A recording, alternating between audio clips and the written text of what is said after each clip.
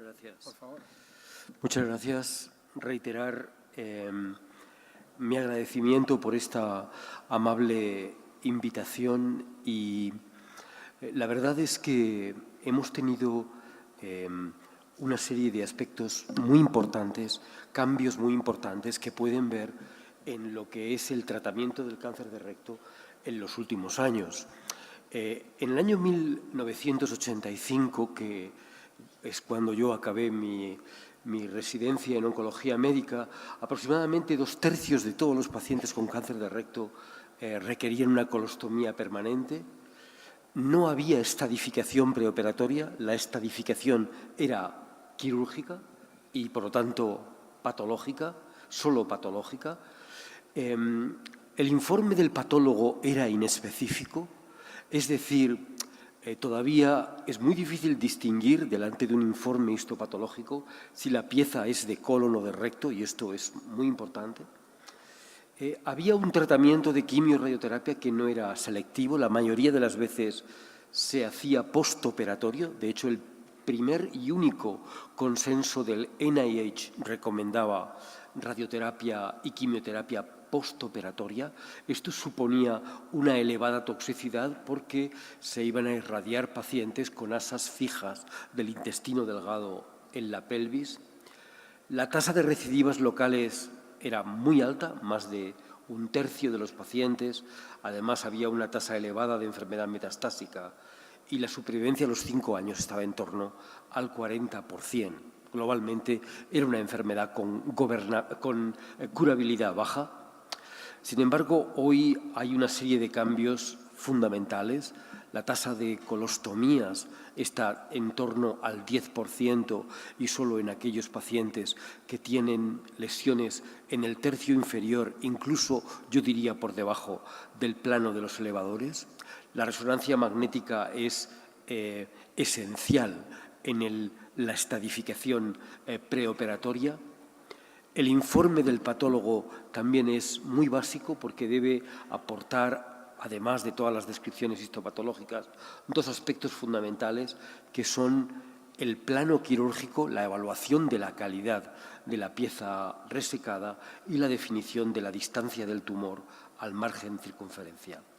De modo que hoy las recidivas locales en las mejores series, incluso en tumores localmente avanzados, no superan el 4%. Nos queda que mejorar en el control de la enfermedad metastática y la supervivencia a los 5 años está en torno a un 80%.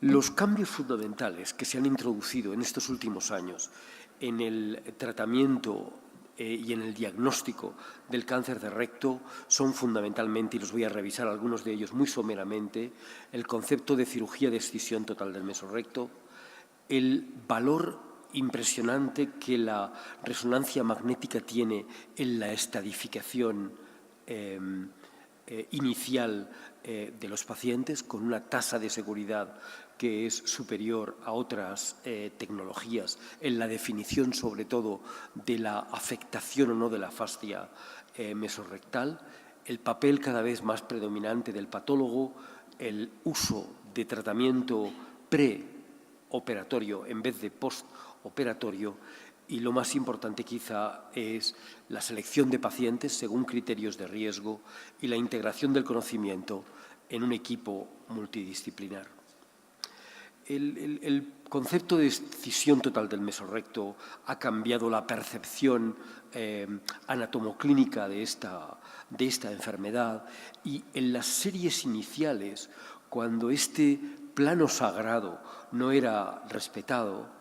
Esto es un dibujo que está sacado de un libro de Lars Palman, que fue un cirujano muy relevante en el área, cuando explica cómo es la cirugía del recto, pues realmente fíjense cómo haciendo este tipo de disecciones muchos de los implantes tumorales presentes en el mesorrecto van a quedar en la pared pélvica y sí, la radioterapia preoperatoria iba a disminuir el riesgo de recidiva local, pero a expensas de una técnica quirúrgica que probablemente no es óptima. Las buenas noticias es que esto se puede cambiar. En Europa ha habido varios programas para intentar cambiar este problema mediante una serie de talleres, acciones, donde expertos en el tema han centralizado la cirugía del cáncer de recto y, por seguir con los estudios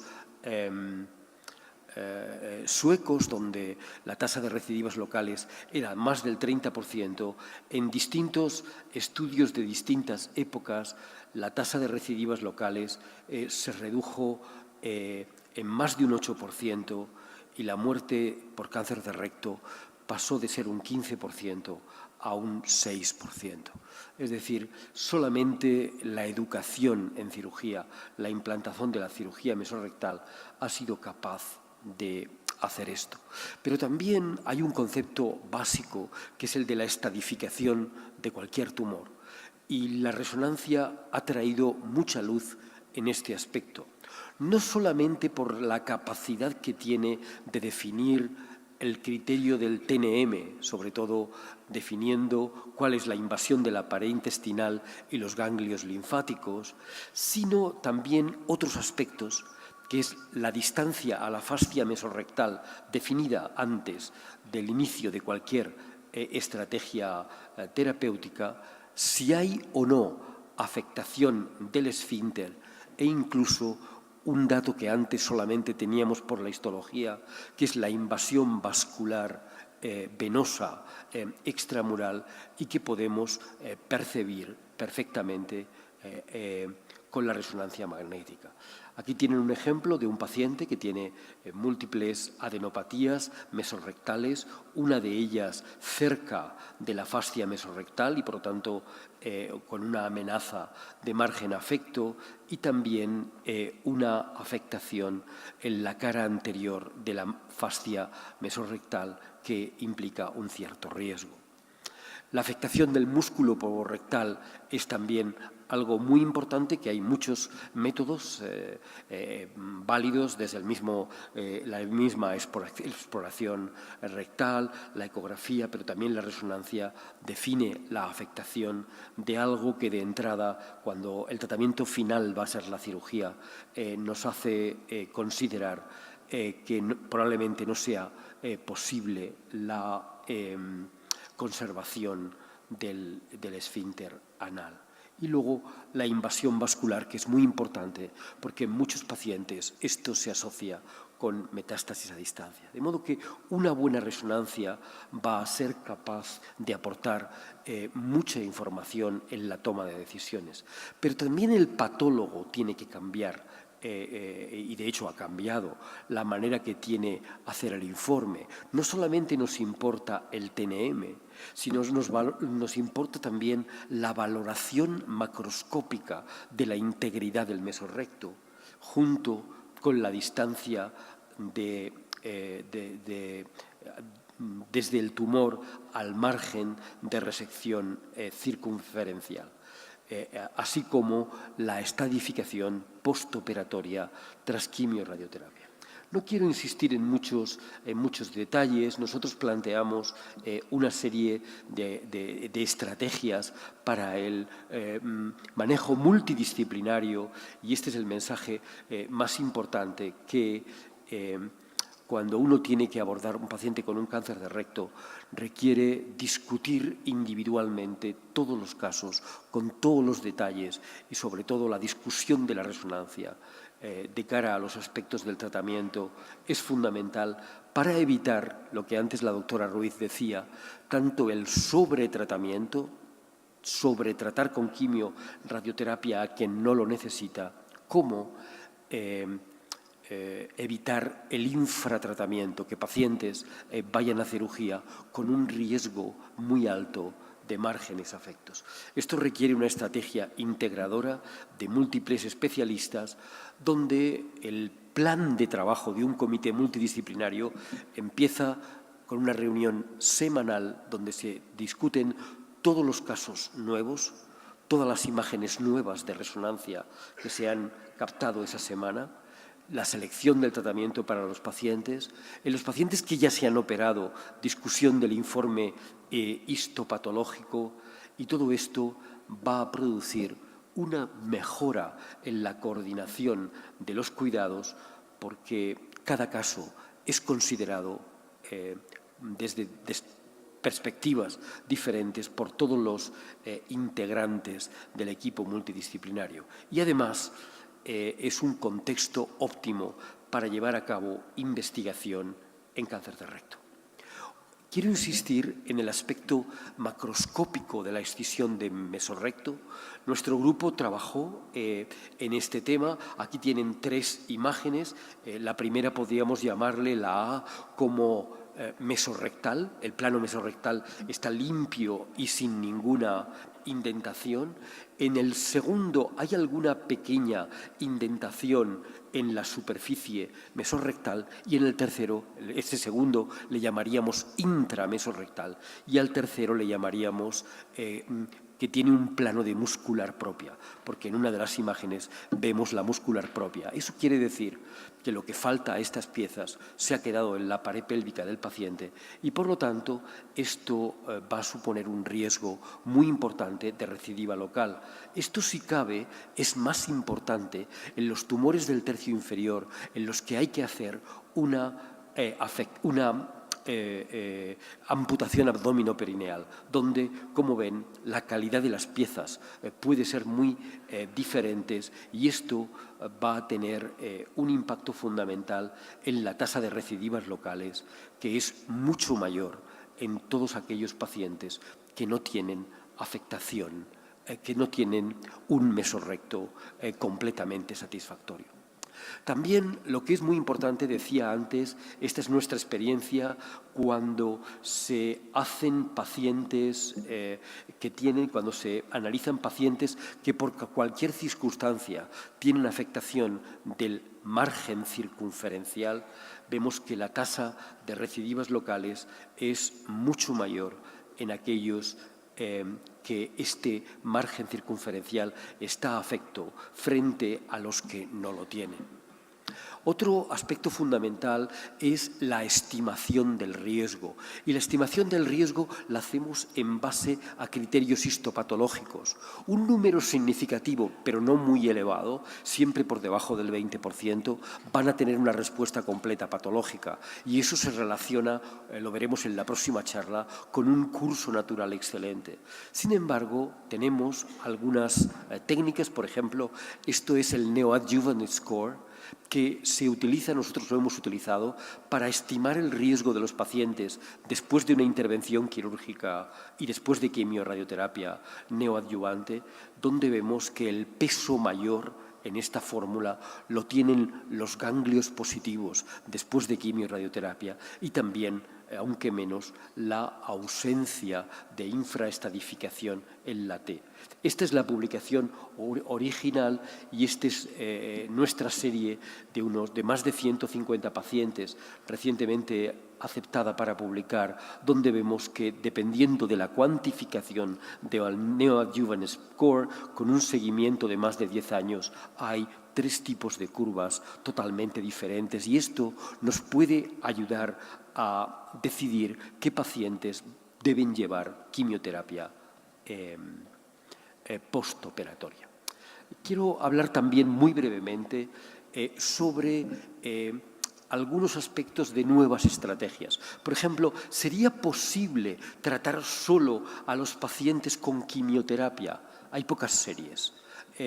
Yo pienso que el objetivo no es evitar la radioterapia, pero sí probablemente hay pacientes con tumores menos avanzados que probablemente no requieran radioterapia y que la quimioterapia pueda ser suficiente. Las experiencias son limitadas y todavía creo que la quimioterapia única preoperatoria no forma parte de los estándares de cuidados.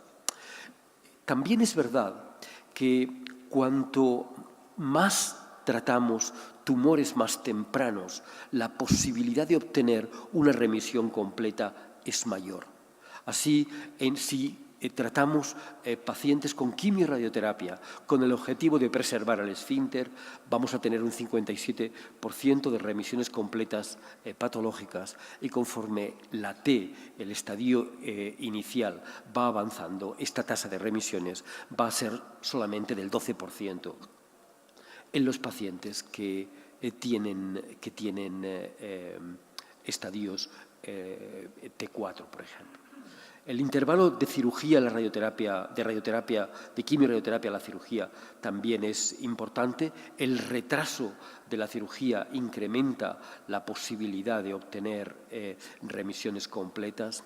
La adición de oxaliplatino incrementa significativamente muy poco la tasa de remisiones completas, pero no tiene un efecto global ni en el control de la enfermedad, ni en las recidivas locales, ni en la supervivencia de los pacientes. Por eso, el tratamiento con platino yo no lo veo como estándar y se tiene que aplicar solamente en pacientes que realmente tengan mucho riesgo. Lo que sí es verdad que hay estrategias de intensificación de la quimioterapia dentro de la quimio y radioterapia, como la que ha presentado la doctora Ruiz anteriormente, en la experiencia del doctor García Aguilar de Memorial, aunque no es un ensayo randomizado, sí hay varias cohortes de pacientes y cuanto más dura la quimioterapia, después de quimio y radioterapia en estos pacientes, la tasa de respuestas completas patológicas pasa del 18%, que sería el estándar, hasta el 38% en aquellos que reciben un tratamiento más intensificado. Ha habido también estrategias de añadir quimioterapia primero y hacer quimio y radioterapia después. Es la experiencia del grupo Expert, donde hemos tenido también la satisfacción de poder participar, donde al final de la historia el control local es de en torno al 94%, con una excelente supervivencia libre de progresión y también con una excelente supervivencia global. En este momento, lo importante, a mi modo de ver, sería la selección de pacientes de alto riesgo. Para nosotros, un paciente de alto riesgo es el que tiene N2, T4, tercio inferior más de T3, cualquier T3 que tenga más de 5 milímetros de penetración en el mesorrecto o aquellos que tienen invasión vascular extramural. Solamente estos pacientes han participado en el estudio rápido que ha completado su reclutamiento aproximadamente hace un año y donde los pacientes son randomizados entre un tratamiento estándar, donde se hace quimio-radioterapia solo con capecitabina, luego se hace la cirugía a las 12 semanas y posteriormente se hace el tratamiento con quimioterapia complementaria postoperatoria opcional. La rama experimental integra un tratamiento corto de radioterapia, 5x5, y la introducción inmediata de una quimioterapia tipo Celox o tipo Folfox, y la cirugía se hace en torno a las 24 semanas de haber iniciado el tratamiento. El objetivo del estudio es incrementar en un 20% la supervivencia libre de enfermedad a los 3 años, lo que es un desafío en esta población de pacientes de tanto riesgo. Y por otra parte, el problema estaría en disminuir el sobretratamiento de pacientes que no lo necesitan, pacientes que tienen estadios menos avanzados y que son perfectamente definibles a partir de la resonancia magnética. Globalmente, como conclusión, podríamos decir que el tratamiento neoadyuvante con quimioterapia es factible, que hay buenos resultados en pequeños estudios en fase 2, hay una alta tasa de respuestas, pero yo creo que debería ser todavía considerado experimental y debería ser validado, y tenemos la información preparada porque el número de pacientes ya se ha reclutado y, desde luego, los criterios de selección deben basarse en el alto riesgo definido por resonancia. Muchas gracias.